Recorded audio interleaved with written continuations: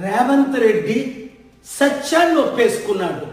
ఢిల్లీలో ఆమ్ ఆద్మీ పార్టీ కేజ్రీవాల్ని ఓడించింది మేమే అంటే అర్థం ఏంటి?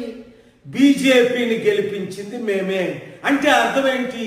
మేము జైలుకి వెళ్ళకుండా ఉండాలి అంటే, ఓటుకు నోటు కేసులో నన్ను జైలుకు పంపకుండా ఉండాలి అంటే, గాంధీ కుటుంబం చేసిన అవినీతికి జైలుకు పంపకుండా ఉండాలి అంటే బీజేపీ చెప్పినట్టు మేము చేయవలసిందే. బీజేపీనే మేము గెలిపించాలి. ఇంత దరిద్రమా?